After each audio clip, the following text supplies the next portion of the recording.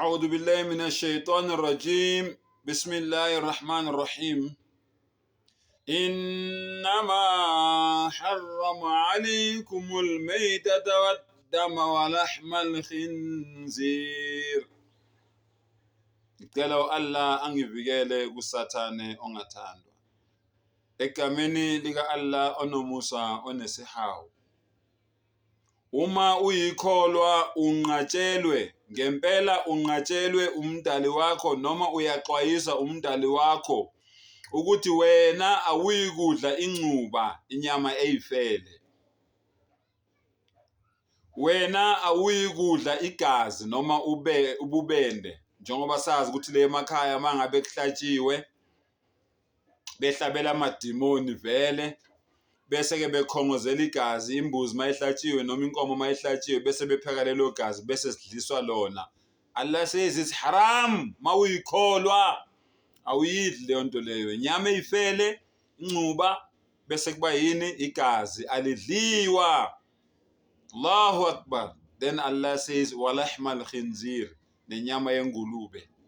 Uma ngabe uyikholwa awuyidli inyama yengulube noma ngabe imnandi kangakanani. Siyazi vele imnandi basho kanjalo hayi mina ngeke mina ngize ngiyeke inyama yengulube mina ngoba imnandi. Lalela ke uma uyikholwa wavuma ukuthi uyikholwa wena usuzinikele wazehlisa wazithoba usuthe wena yonke into umdali athe ngiyenze ngizoyenza even if kimi ayenzi sense, even if mina ayinginiki imqondo ngizoyenza ngoba kusho umdali wami ukuthi ngiyenze.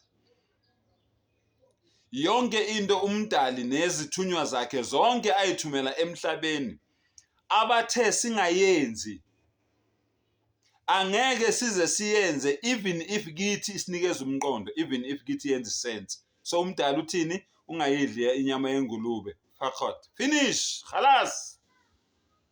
Ama-Muslim akumelanga adle inyama yengulube. Nanga amavesi eBhayibhelini afakazelana nale verse le yeQuran ukuthi inyama yengulube ayidliwa.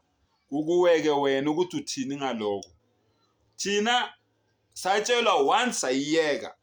Angisho ukuthi ngeke wathole ama-Muslim ayidlayo. Don't get me wrong. Uzowathola ama-Muslim ayidlayo ngoba afana nawe, agula ngamakhanda njengawe. It does not make it right. Umuntu mangabe enza into e-wrong azi ukuthi wrong, akuyishintshi leyo nto leyo kuyenza ukuthi ibe right ngoba yenziwa umuntu oyaziyo ukuthi wrong. Lalela ke. Deuteronomy 14 verse 8 iverse elishoyo ukuthi ingulube ayidliwa. Leviticus 11 verse 7 and 8 iverse lelo elishoyo ukuthi ingulube ayidliwa. Isaiah 65 verse 12 iverse elishoyo ukuthi ingulube ayidliwa. Isaiah 65 verse 3 to 5 amaverse ashoyo layo ukuthi ingulube ayidliwa. Asizenzeli.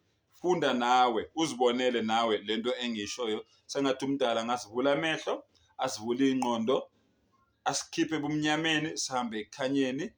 Give us tawfiq and hidayat wa akhir da'wana and alhamdulillahi rabbil alamin.